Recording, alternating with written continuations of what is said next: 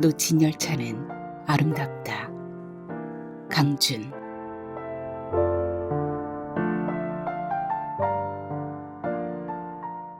나는 죽어가고 있다. 살아있는 것들은 사멸의 순간을 향해 달려가고 있다지만 그렇게 생각하기엔 이제 갓 50에 들어선 난 너무 억울하다. 인간의 장기 중에서 가장 중요한 구실을 하는 천병이 눈이다. 시각을 통해서 인식하고 느끼고 생각하고 기억을 저장할 수 있기 때문이다. 그러나 눈은 과거도 미래도 아닌 현재의 것만 볼 수 있는 한계가 있다. 아담과 이브가 낙원에서 추방된 후 인간에겐 에덴 동산에 대한 회귀 본능이 원죄처럼 남았다. 그래서 늘 좋았던 과거를 기억하며 그리워한다. 예술이 다 그렇지만 사진에 관심과 열정을 갖는 것도 회귀 본능에 대한 무의식 때문이라고 생각한다. 나는 우연한 기회에 사진을 가까이 하게 됐다. 좀 더 구체적으로 말하자면 대학생 때 급전이 필요한 선배에게서 헐값으로 인수한 카메라 때문에 사진 찍기가 취미가 됐고 잡지사 기자가 되어 지금까지 먹고 살아왔다. 그런데 그 순간을 포착하는 생명줄 같은 시력이 서서히 죽어가고 있다. 시력이 고장난 것을 안 것은 2년 전 가을이었다. 친구들과 어울려 새벽까지 포금하고 깨어난 후부터다. 눈을 떴을 때 안개 속처럼 앞이 흐릿했다. 술이 덜 깬 탓으로 생각했는데 시간이 흘러도 사물이 뚜렷하게 보이지 않았다. 왼쪽 시력은 사물의 형태만 희미하게 짐작할 수 있을 뿐이고 오른쪽은 그나마 가까이 있는 사물을 분별할 수 있을 정도다. 안과에서는 시신경 노쇠 현상으로 완치 불가능 판정을 내렸다. 이런 현상은 당뇨에서 오기도 한다는데 혈당 수치는 그리 높은 편이 아니었다. 대학생 때 시위 장면을 촬영하다가 전경이 휘두른 곤봉에 머리를 맞아 의식을 잃고 쓰러진 일을 기억해냈다. 그 후유증이 이제야 나타난 것이라고 의사는 진단을 내렸다. 실명을 늦추기 위해 투약을 하고 시력을 무리하게 사용하지 말라는 주의를 받았다.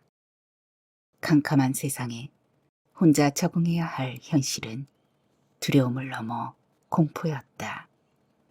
나보다 더 나쁜 놈들이 많은 세상인데 왜 나만 이런 형벌을 받아야 하는가. 분노에 사로잡힌 눈물의 시간을 거쳐 현실을 인정하는 각성의 시간이 들자 생존을 위한 준비에 들어갔다. 현장을 쫓아다니며 사진을 찍을 수도 보정 작업을 할 수도 없어 20여 년 다니던 직장을 그만두었다. 시력이 남아있을 때 조용한 곳에 집도 마련하고 여생을 준비해야 한다는 초조함 때문이었다. 아이러니컬하게도 그제야 세상이 보이기 시작했다. 난 사진만 생각하며 친구 하나 없이 참 이기적으로 살아왔다는 생각이 들었다. 가족이 필요했으나 그들을 다시 가까이 할 수 없다는 상실감에 절망했다. 오랜 시간 떨어져 이젠 소식마저 뜸한 그들은 이미 가족이 아니다. 홀로 써야 한다. 맹인의 몸으로 성공한 사람들의 삶에서 긍정이라는 것을 배웠다. 영화 여인의 향기에서 앞 못 보는 태역 장교 역할을 멋들어지게 연기한 주인공을 기억하며 여유를 되찾았다. 남아있는 마지막 순간까지 들이마시는 공기가 깨끗했으면 좋겠다는 생각에 제주도의 한적한 동네에 거처를 마련했다. 눈을 감고 감각과 기억을 통하여 사물을 식별하고 생활기기의 사용법을 익히며 맹인의 생활을 하나씩 준비했다. 그리고 버킷리스트에 아름다운 사진작품집 만드는 것을 넣었다. 아버지 노릇 못한 딸에게 남기는 마지막 선물을 위해서다. 도항선의 승객은 대충 20여 명쯤 되어 보였다.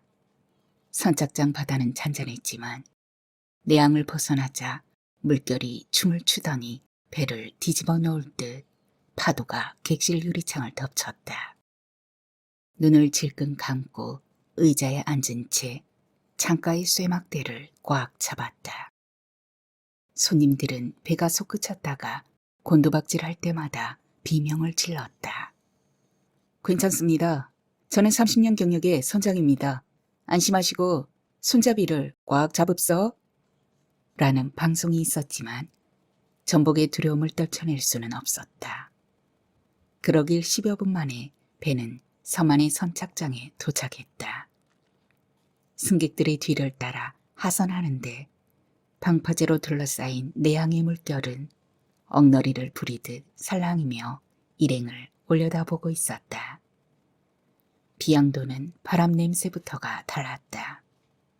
비행기에서 보면 마치 소라 껍데기를 뒤집어 놓은 듯한 앙증맞은 섬이어서 꼭 한번 와보고 싶었다.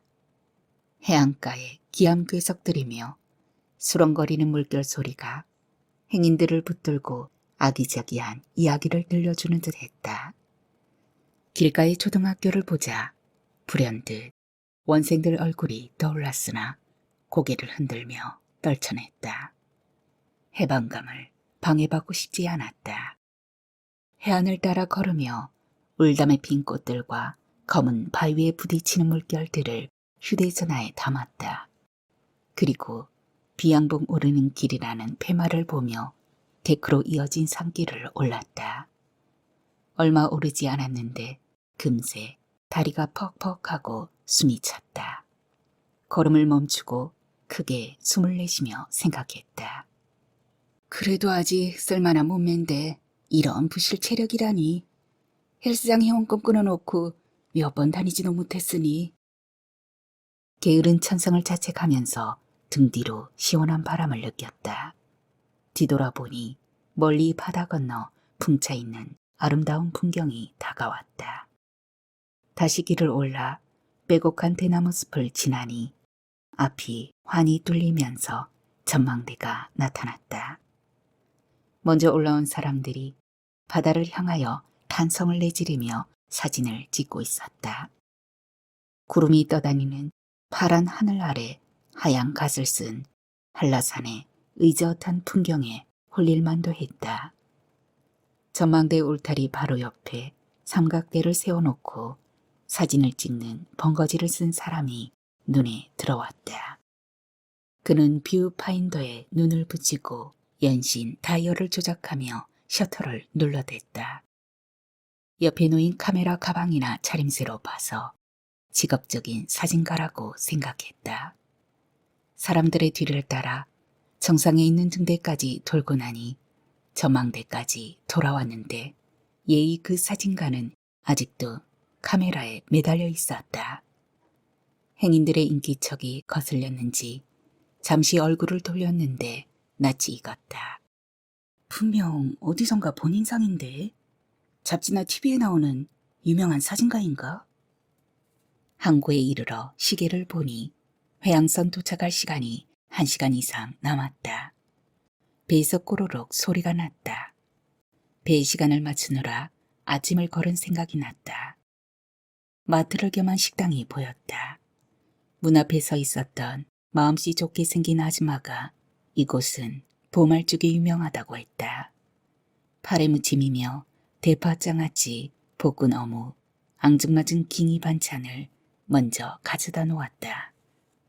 식욕을 느끼며 젓가락질을 하는데 커다란 대접에 가득 담긴 죽이 나왔다.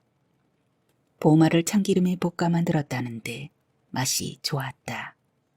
호호 불며 정신없이 먹었지만 양이 너무 많아 반도 먹기 전에 트림이 나왔다.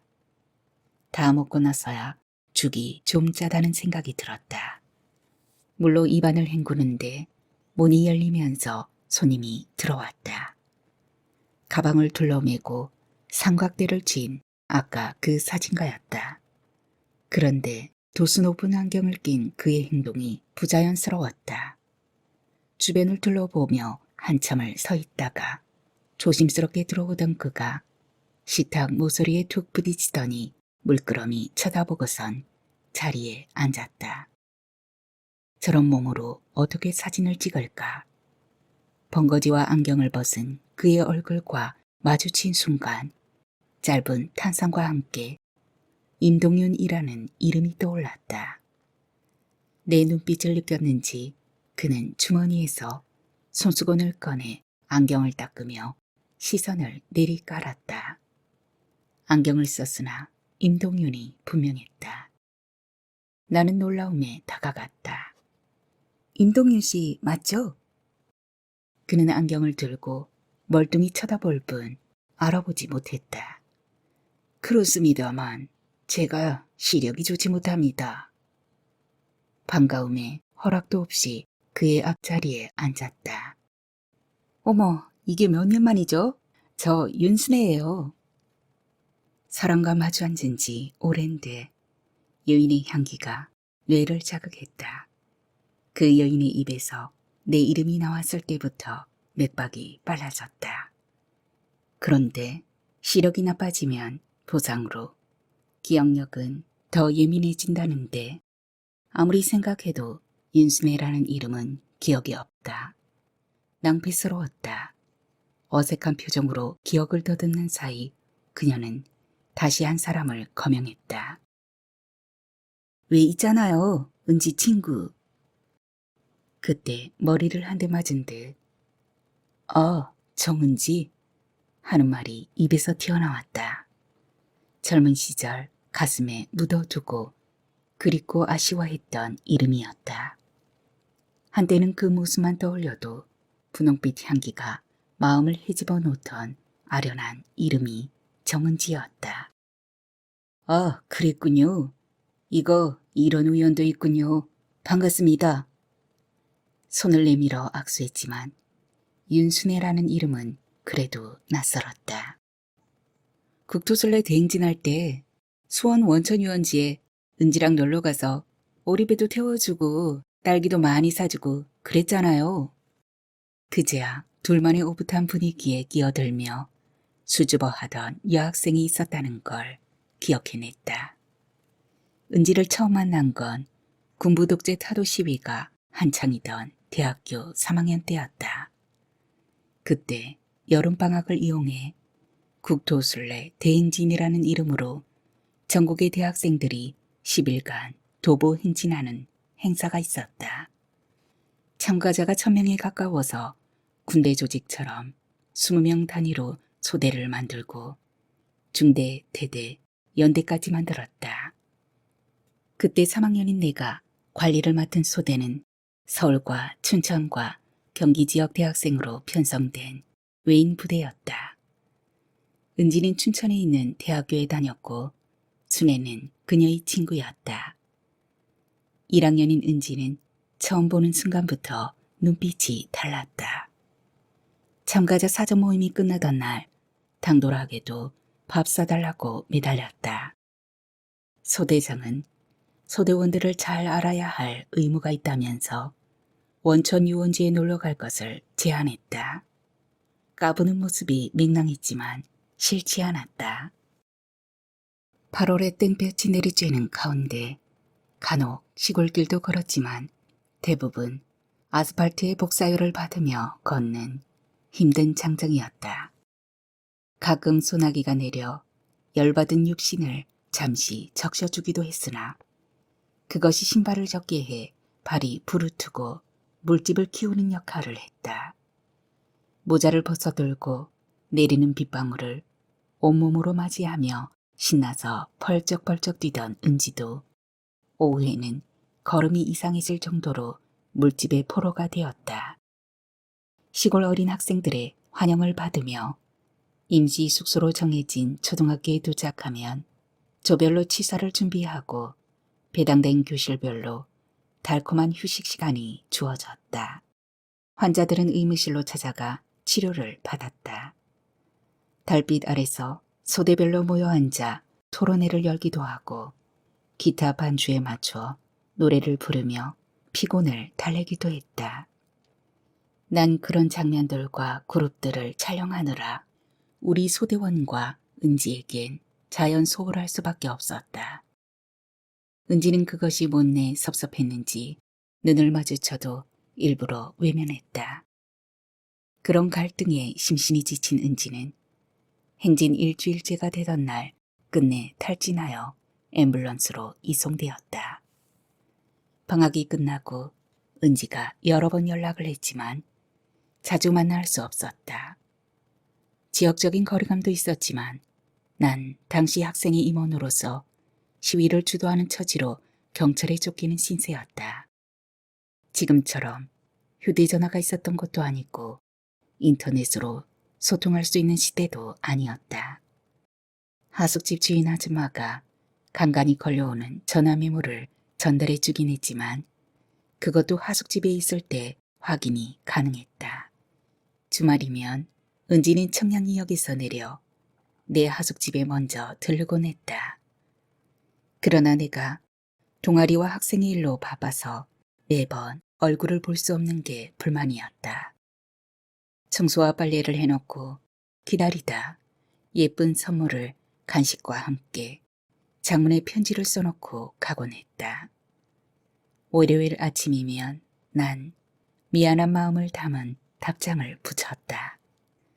추적추적 내리는 비가 단풍잎을 흔들던 어느 날 오후 하숙집에 들렀더니 은지의 메모가 기다리고 있었다.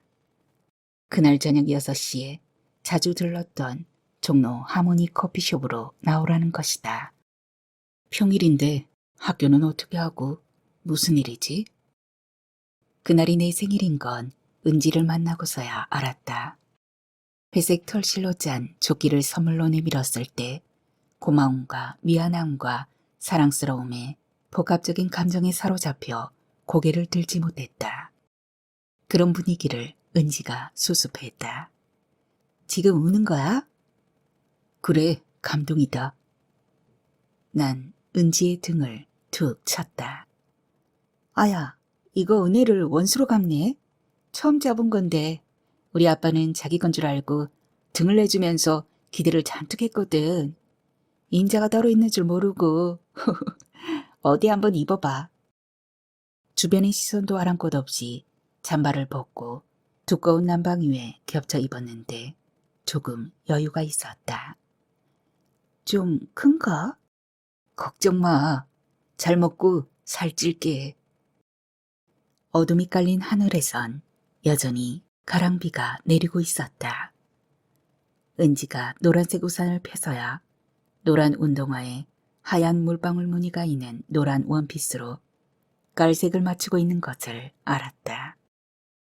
우산을 들고 은지의 어깨를 살포시 껴앉자 그녀의 손이 자연스럽게 허리로 왔다.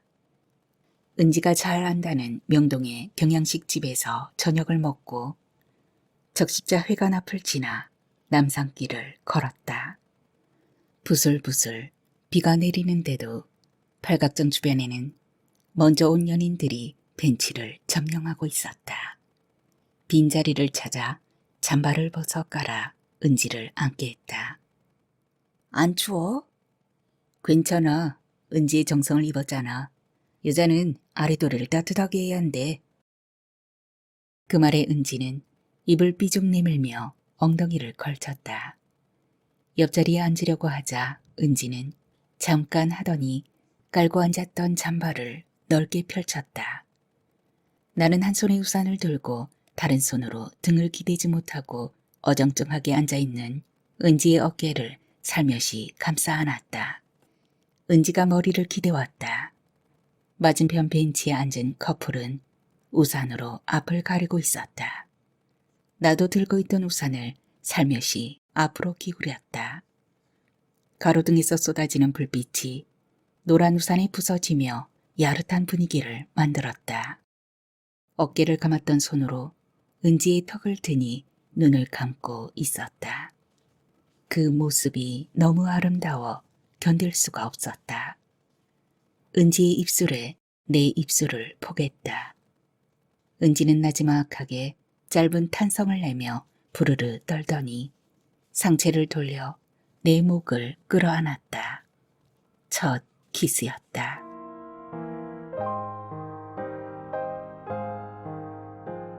축제 날 왜 안 오셨어요? 춘천역에서 한참을 기다렸는데. 기억의 서랍 속에서 몇십 년 전 파일이 불쑥 튀어나왔다. 고등학교 때 정은지는 그저 얼굴만 알고 지내던 사이였는데 같은 대학에 입학하고 나서는 제일 친한 친구가 됐다. 나는 국문과에 입학했고 은지는 가정관리과였지만 합격자 발표가 있던 날 춘천 가는 열차 안에서 만나고 나서는 자연스럽게 룸메이트가 됐다. 같은 동아리에 들고 국토순례 대행진에도 같이 참가했고 동윤을 만날 때도 함께했다. 난 내성적이어서 속마음을 잘 표현하지 못했으나 은지는 부족한 것 없이 자라서인지 거리낌이 없었다. 중간고사가 끝난 날 처음 맞는 축제여서 은지는 들떠 있었다.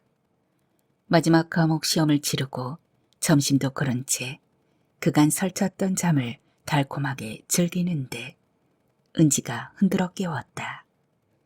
야, 이 기집애야. 지금 잠이 오니? 내일이 축제 날인데.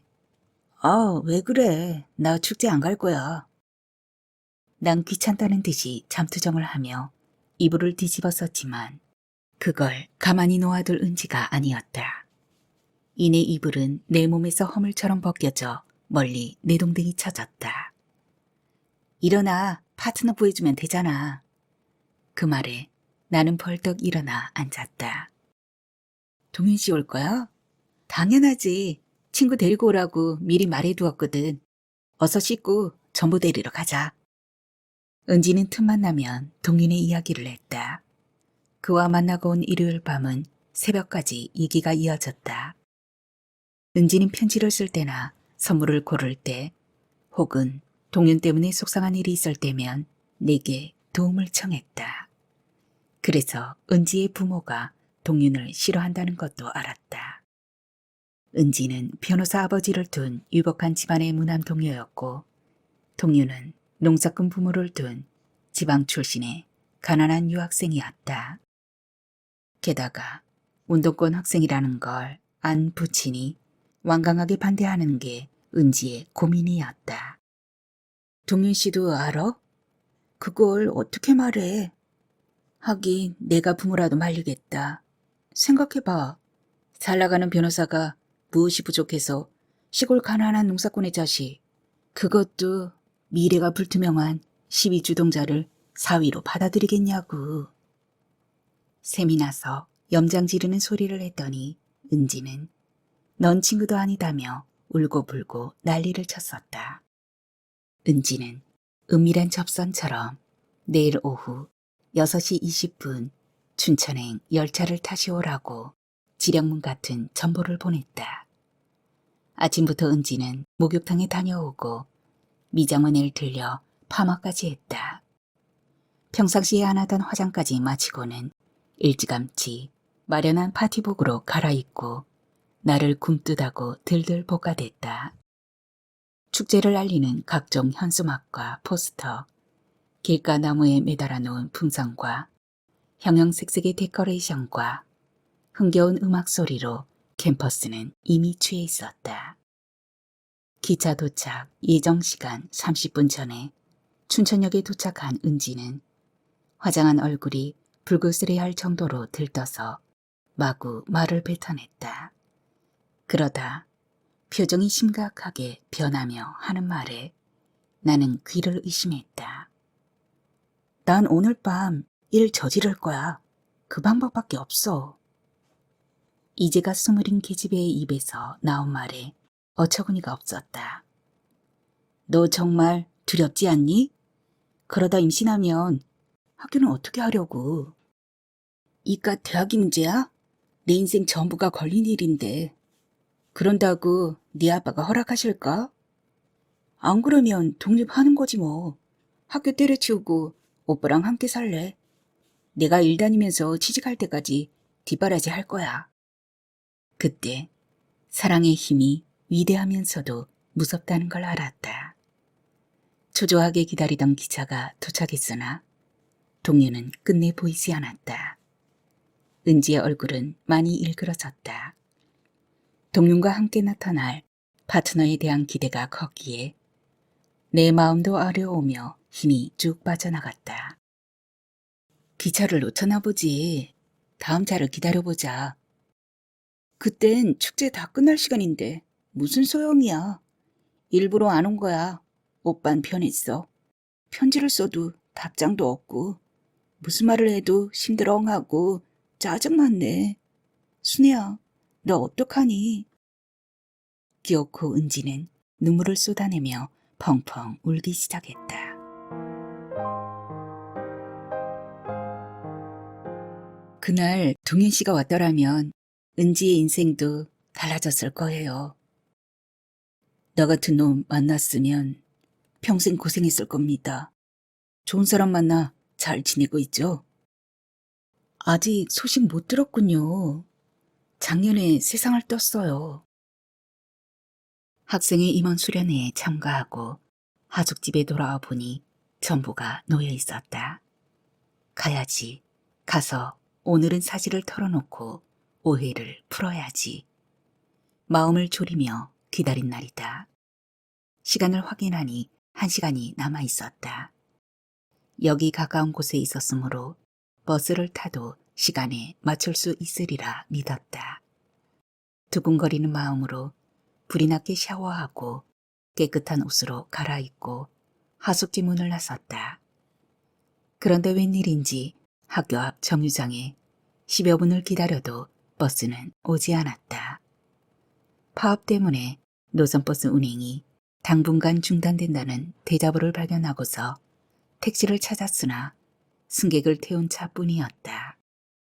한참을 기다린 후 발견한 택시는 앞에서 불쑥 나타난 사람에게 빼앗겼다. 그제야 택시를 기다리는 사람이 많은 것을 알았다. 심장이 초침보다 빠르게 뛰는 것을 느끼며 교통이 번잡한 내거리 길로 내달렸다. 다행히 학교 쪽으로 진입하는 택시가 있었다. 아저씨, 청량리역까지 얼마나 걸릴까요? 막히지만 않는다면 10분이면 충분합니다만 퇴근 시간이라 6시 20분 기차를 타야 하는데 가능할까요? 기사는 시간을 확인하더니 빠른 길을 찾아보겠다고 했다. 그리고는 큰 길을 놔두고 골목길을 누비며 달렸다. 그제야 친구를 데리고 가기로 한 약속이 생각났지만 어쩔 도리가 없었다. 그런데 택시가 골목길을 돌아 막 큰 도로변으로 나오려는 순간 갑자기 쿵 하는 소리와 함께 차가 흔들렸다. 차 창밖을 보니 중국집 배달통을 실은 오토바이가 쓰러져 있고 저만치 튕겨나간 청년이 길바닥에 누워 있었다. 기사 아저씨는 시동을 끄고 내리며 화를 냈다. 임마, 앞을 살피며 달려야지. 많이 다쳤어? 청년은 대답도 못하고 간간히 신음만 뱉어냈다. 시계를 보니 10분이 채 안 남았다. 멀리 청량리 역사가 보였다. 택시에서 내려 냅다 역을 향해 달렸다. 택시기사가 뒤에서 소리를 질렀지만 쫓아오지는 않았다. 사람들 사이를 헤집으며 숨이 턱에 닿도록 달려 역사 입구로 들어섰다. 하지만 기찰구는 닫혀있고 기차는 서서히 역을 떠나고 있었다. 시간표를 확인하니 다음 열차는 3시간 뒤에나 있었다. 난 숨을 고르며 생각했다. 아, 운명이구나. 은지와의 인연은 여기까지구나. 은지가 유복한 집안의 무남동녀라는 사실을 알게 된 건 그녀의 사촌 오빠라는 사람을 만난 후였다. 그가 찾아와 학교 앞 커피숍에서 만났을 때 중소기업 간부의 명함을 내밀었으나 첫눈에 정보계통의 사람인 것을 알았다. 사진을 찍다 보니 인상착의만 봐도 대충 그 사람의 직업을 짐작할 수 있다. 그의 말을 듣고 나서는 사촌 오빠가 아니라 은지 부친의 부탁을 받은 형사거나 기관원일 거라 생각됐다. 그는 나를 보자 웃었다.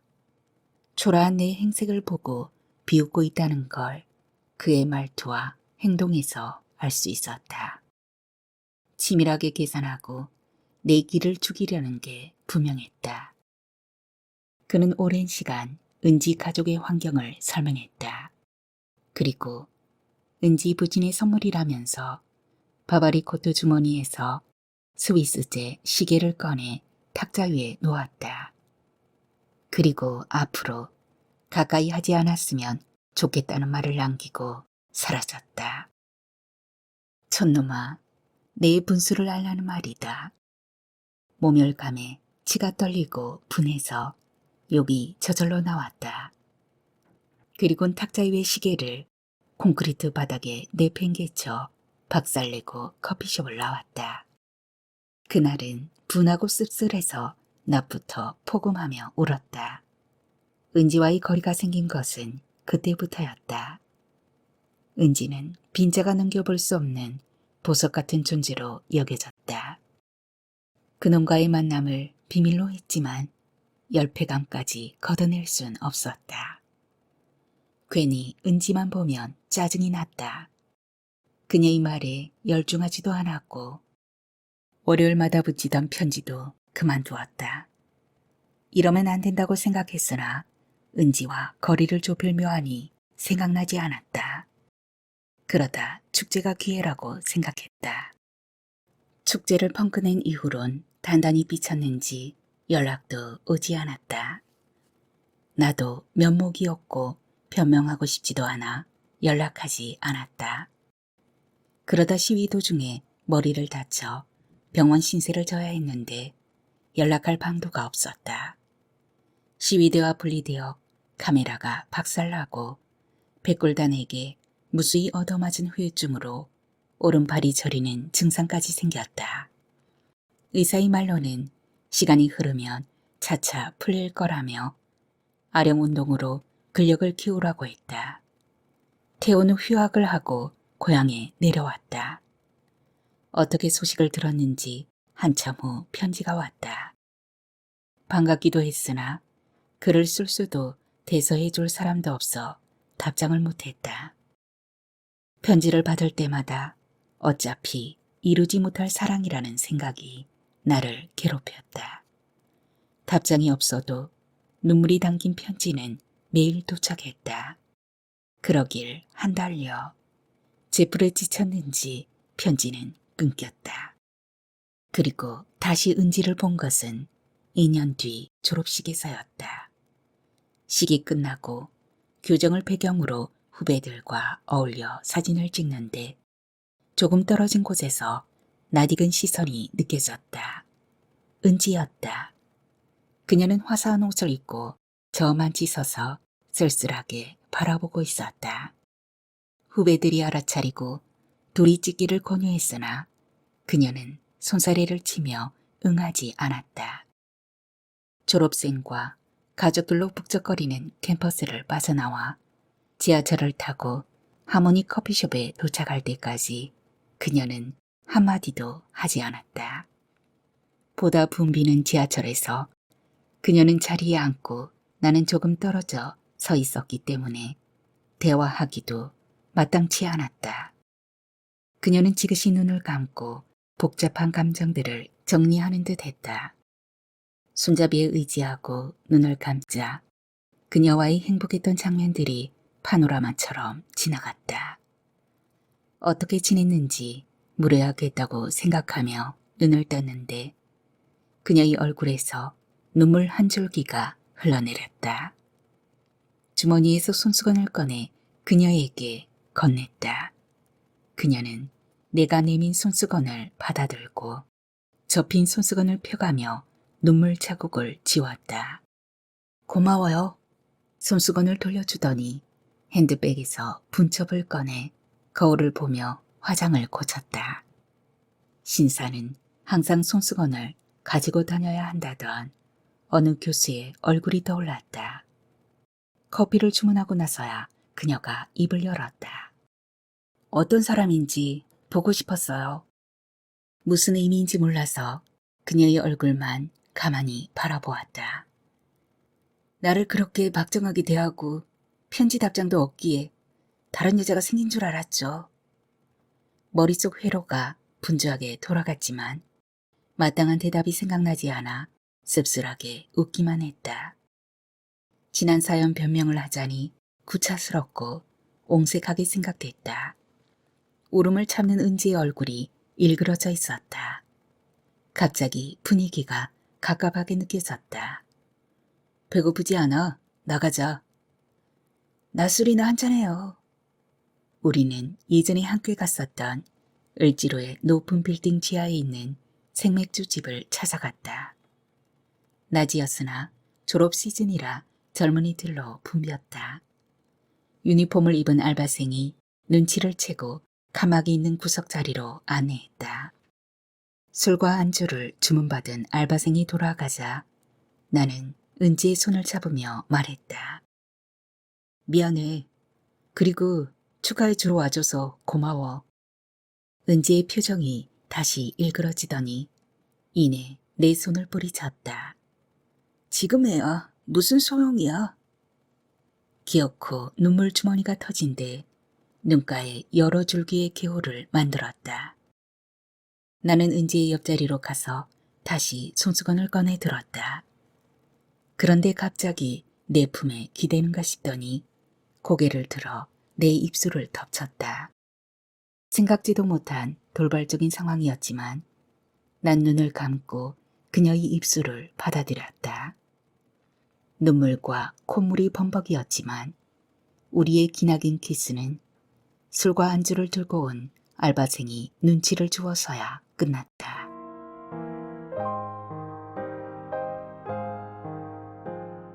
대학 시절 동료는 패기 넘치는 귀공자였다. 늘씬한 키에 하얀 피부, 서글서글한 눈동자와 자상한 성격의 중저음의 목소리는 첫눈에 은지의 넋을 빼놓을 만했다. 그가 자백했으나 전혀 시골 출신이라는 티가 나지 않았다. 용감한 자가 미인을 얻는다고 은지는 과감하게 대시했다. 그때 내 성격으로는 100번 죽었다가 깨어나도 그렇게 못했다. 마음에 드는 남자가 먼저 고백을 해도 우선은 뒷걸음질 치고 보는 성격 때문에 숱한 남자들을 놓쳤다. 잘난 것도 없으면서 그렇게 뻐기다가 홍기를 놓치고 집안의 강요로 맞선 본 남자와 한 달 만에 결혼했다. 고르다 보니 외눈박이라고 하필 사기꾼한테 걸려서 모진 고생했다. 첫인상이 낯이 익다고 생각했는데 겉모습이나 하얀 피부와 중저음의 목소리까지 동인을 닮았다는 것을 나중에야 깨달았다. 나는 은지를 통해 동인에 대한 많은 것을 알게 되면서 그를 사모하게 됐다. 만나지 못하지만 은지의 편지 답장 대피를 통해서 내 마음을 전했다. 은지가 부러웠다. 동인이 바람둥이 같다고 투정 부릴 때도 너무 무심하고 냉정한 인간이라고 욕하는 장단에 맞추며 동인을 흉보면서도 마음 한편에선 쾌감이 일었다. 그렇게 내 첫사랑은 짝사랑으로부터 시작되었고 질심하니 내가 할 수 있는 전부였다. 그날 우리는 비참한 폐잔병처럼 공지천변의 카페에 물색 없이 죽치고 앉아 있었다. 생맥주를 시켜놓았으나 은지는 울기만 할 뿐 한 모금도 마시지 않았다. 달래다 지친 내가 화장실에 가느라고 잠시 자리를 비웠는데 돌아와 보니 웬 ROTC 교복을 입은 학생이 은지 옆에 앉아 있었다. 그는 S대 공대에 다닌다고 했고 축제에 참여하러 왔는데 바람을 맞은 신세라는 것이다. 은지는 금세 마음이 풀려 화장실로 가더니 퉁퉁 부은 얼굴을 고치고 나왔다. 분위기는 바뀌었다. 조금 전까지 울고 불고 난리를 쳤던 은지는 간 곳 없고 우습지도 않은 농담에도 깔깔거리며 그에게 빠져들었다. 마지막 기차 도착 시간이 다 되었는데도 은지는 자리에서 일어날 생각을 하지 않았다. 그런 새끼 필요 없어. 너나 가져. 그들을 두고 혼자 역으로 갔다. 날씨가 찼으나 동윤이 올 것이라는 확신을 가지고 옷깃을 여미며 기다렸다. 한참 후 긴 트림을 하며 기차는 도착했고 이내 기찰구를 통하여 승객들이 나왔다. 그러나 몇 되지 않은 사람들 속에서 그를 찾을 수 없었다. 출입문이 닫히자 나도 모르게 한숨이 나왔다. 공지천을 거슬러 온 강바람이 시린 마음을 마구 헤집었으나 어떤 희열 같은 게 스멀스멀 기어 올라와 마음을 평정했다. 카페로 돌아왔는데 둘의 모습은 보이지 않았다. 그날 열차를 타고 동윤이 나타났더라면 은지만이 아니라 여러 사람 인생이 바뀌었을 것이다. 그게 마지막이었다. 그 이후 동윤에 대해 어떤 소식도 들을 수 없었고 친구와의 의리, 아니 내 성격상 수소문하거나 찾아다니지도 못했다. 그런데 이게 무슨 인연인가. 숱한 세월이 흐른 뒤 여행지에서 오래된 추억을 만나다니. 세월이 그를 성숙시켰다기보다 온전치 못한 시력이 그를 억누르는 것 같았다. 말수도 줄었고 표정은 매우 어두웠다. 배를 타고 내릴 때는 부축을 해야 했고 시야를 충분히 확보하지 못한 그는 자그만 돌부리에도 채어 뒤둥거렸다. 날씨가 밝은 달은 그래도 좀 나은데 어두운 곳에선 영. 쓰러지려는 몸을 부축하자 그가 변명처럼 내뱉었다. 렌트한 차에 그를 태우고 해안가를 따라 시내로 들어오는 길이었다. 눈을 감고 음악을 감상하는 줄 알았는데 그의 안경 밑으로 눈물줄기가 보였다. 난 모른 척하며 바다를 바라봤다. 눈부신 햇살을 받은 물빛이 환상적이었다. 바다는 한 가지 색이 아니었다. 같은 햇빛을 받으면서도 어떤 곳은 파랗고 어떤 곳은 검었고 어떤 곳은 에메랄드 빛으로 반짝거렸다. 탄성이 절로 나왔다. 와, 예술 그 자체네요. 의자에 기댔던 동윤이 슬며시 눈가를 훔치더니 몸을 앞으로 당기며 설명했다. 환상적이죠. 햇빛은 바다 내부를 관통하죠. 저기 파란 것은 모래가 있는 곳이고 검은 곳은 암석이 있는 곳이죠. 사람의 삶도 그래요. 같은 세상을 살아도 빛깔이 다 다르잖아요. 그래서 바다는 많은 영감을 주죠. 돌아오는 길에 모래가 있는 해변에 들리자고 했다. 겨울이지만 스산한 전경이 아주 좋다고 했다. 차를 세우자 그는 카메라를 들고 모래톱으로 갔다. 나는 벤치가 놓여있는 언덕에 올라 바다를 내려다 보았다. 해변에는 갈매기를 향해 먹이를 공중에 던지며 사진을 찍는 관광객들의 소리가 날아다니고 있었다. 그는 무릎을 굽혀 카메라 앵글을 맞추고 그 광경을 멀리서 찍었다. 바람은 그렇게 차지 않았다. 바다를 바라보고 있노라니 갑자기 옛 생각이 났다. 그 왼수가 다이아 반지를 내밀며 프로포즈한 것이 인천 광화도의 해변이었다. 죽도록 행복하게 해주겠노라며 뺀질거리며 웃는 모습이 떠올랐다. 하지만 그가 노름으로 가산을 탕진하고 결국 싸움에 휘말려 죽고 나서야 2번이나 혼인했던 이력을 알았다. 그것이 임신 5개월이 지나서였는데 그래도 출산을 해야 한다는 엄마와 이모의 권유를 뿌리치고 위험을 감수하면서까지 낙태를 시켰다. 그리고서 겪게 된 산후후유증과 온갖 심적 압박 때문에 한동안 남자는 쳐다보지 않고 살았다. 진저리를 치며 생각을 지우는데 카메라 셔터 소리가 들렸다. 동윤이 가까이에서 내 모습을 찍고 있었다. 손을 들고 웃음으로 포즈를 취하자 계속해서 셔터를 눌러댔다. 카메라를 가방에 넣으며 동윤이 말했다. 은지를 오래전 동아리 송년회에서 봤어요. 그때는 참 좋아 보이던데 남편인 듯한 사람과 함께 있어서 말은 못하고 눈인사만 했어요. 그는 아직도 은지를 생각하는 걸까? 은지는 남편을 따라 미국으로 갔어요. 그때 축제날 우연히 만난 사람과 연애하다 결혼했죠. 헌데 암에 걸려 10여 년 만에 귀국했어요. 용하다는 의사를 찾아 수술하곤 다 나은 줄 알았죠. 그래 감사하는 마음으로 봉사하며 살자고 장애인 복지원을 운영했어요. 그 말을 하고 동윤을 보다 퍼뜩 동윤과 은지는 전생에 무슨 인연이 있는 게 아닐까 하는 생각이 들었다. 동윤은 카메라 가방을 사이에 두고 나란히 앉아 멀리 수평선을 응시했다. 이런 물 맑고 공기 좋은 곳에 살았으면 병도 안 걸리고 오래 살았을 텐데. 대답이 없다. 이런 곳에서 반려자와 함께 여생을 보낼 수 있다면 얼마나 좋을까.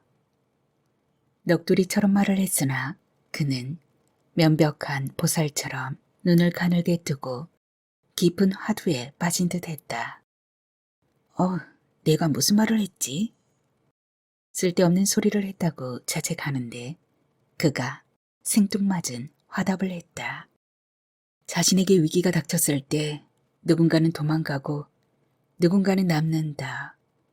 여인의 향기란 영화에서 알파치노가 한 말이죠. 난 그 말의 의미를 몰라서 화제를 돌렸다. 자식은 몇이나 두셨어요? 사진에 미치다 보니 가정을 돌보지 못했어요. 친분이 있던 디자이너의 제자들 의상 발표회에서 사진을 찍다 만나 결혼했죠. 그 후로 난 그녀의 전속 기사가 됐고 한때 잘 나갔죠. 그렇게 잘 나가게 되니 욕심을 내더라고요. 딸애가 초등학교를 마치자 제 언니는 미국으로 갔어요. 애 교육이 핑계였지만 봄바닥에 가서 디자인 공부를 하고 싶었던 거죠. 다 이해해요. 아내는 꽤 재능이 있었으니까. 그게 젊음의 특권이죠. 함께 가지 그랬어요. 그땐 내일이 있었고 카메라 하나 달랑 들고 말도 통하지 않은 외국에 건너가서 적응한다는 게 두렵더군요. 안전한 환경을 버리기가 그리 쉽나요? 조명을 받는 사람이 있다면 뜨거운 열 받으며 조명을 비추는 사람도 있어야 하잖아요. 그의 얼굴에 처음으로 희열이 번지는 것을 보았다. 설피 젊은 시절 아름다운 모습이 되살아났다. 애는 많이 컸겠어요? 딸도 의상 디자인을 전공했어요. 어렸을 땐 방학 때마다 왔는데 철이 드니 바쁜가 봐요. 대학 졸업 발표회 준비에 취직도 해야 할 거고 전화는 가끔 와요. 난 지금 우리 줄리의 졸업 선물을 준비하는 중이죠. 멋진 앨범을 만들어 보낼 거예요. 그의 표정이 도로 어두워지는 것을 보고 가끔 오던 전화도 끊긴 지 오래됐을 거라는 생각이 들었다. 오랜만에 가슴이 따뜻해짐을 느꼈다. 아주 오래된 친구를 만난 기분. 속을 털어놓고 무슨 말을 해도 이해해 줄 것 같은 품이 꽤 넉넉한 여자 같다. 이런 친구가 이웃에 있다면 얼마나 좋을까. 그녀는 저녁을 먹고 노래 부르러 가자고 했다. 노래방은 명도가 낮아 사물의 윤곽만 겨우 확인할 수 있는 정도였다. 그녀는 첫 곡으로 이선희의 인연을 불렀다. 노래가 시작되자 조명이 꺼지고 모니터의 강렬한 빛과 소리가 어지럽게 실내를 휘감았다. 나는 눈을 감고 노래를 음미했다. 그런데 갑자기 소름이 돋으며 짠한 기운이 몰려왔다. 운명이라고 하죠. 거부할 수가 없죠. 내 생에 이처럼 아름다운 날 또다시 올 수 있을까요? 그 대목을 듣는 순간 기어코 눈물이 흘러내렸다. 주책 맞다고 생각하며 얼른 소매로 눈물을 훔쳤다. 다행히 순애는 노래에 심취해 있었다. 노래를 마치자 신뢰는 다시 환해졌고 내 수설하며 노래를 청했다. 나는 쭈뼛거리며 말했다. 아는 노래가 없어요. 그제야 그녀가 눈치를 챘다. 죄송해요. 내 생각만 했군요. 가사를 아는 옛 노래가 있긴 하지만 부를 기분이 아니군요. 그녀는 분위기를 바꾸려는 듯 가방 속에서 휴대폰을 꺼내 몇 장의 사진을 보여주었다. 이게 은지가 설립한 광명원이에요. 농아와 맹아를 위탁받아 운영하고 있어요. 지금은 내가 원장이죠. 그녀가 내민 휴대전화를 받아 손가락으로 넘기면서 여러 장의 사진을 봤다. 밝은 아이들의 모습이 희미하게 보였다. 이 아이들과 함께하고 싶다면 오세요. 제가 지켜드릴게요. 순간 가슴이 철렁했다. 내가 잘못 들었나? 휴대전화에서 눈을 떼고 그녀를 바라보았다. 그녀는 비시시 웃으며 용기 있게 말을 이었다. 외로운 사람끼리 의지하고 보태며 살아요. 저 예전에 많이 좋아했어요. 은지 답장 내가 쓴 거 모르셨죠? 심장 박동이 빨라지면서 머릿속이 하얘졌다. 마땅한 대답이 떠오르지 않아 우두망찰 앉아있을 뿐인데 그녀는 무안했는지 일어섰다. 제가 너무 무례했다면 용서하세요. 이제 나갈까요? 그녀는 나를 외면하며 가방을 챙겼다. 난 손을 뻗어 그녀의 손을 마주 잡았다. 물 맑고 공기 좋은 곳에서 살고 싶다고 했죠? 오세요. 환영합니다. 아참, 아까 노래 괜찮던데 한 번만 더 불러줄 수 있겠소? 노래 부르는 그녀의 표정을 가까이서 보고 싶었으나 다리가 풀려 일어설 수 없었다. 고달픈 길에 당신은 선물인걸. 이 사랑 녹슬지 않도록 늘 닦아 비출게요. 인연은 따로 있었나 보다. 먼 길 돌아서 그녀가 왔다. 동행이 있다면 어떤 여행도 외롭지 않으리라. 눈앞이 점점 환해지는 것 같았다.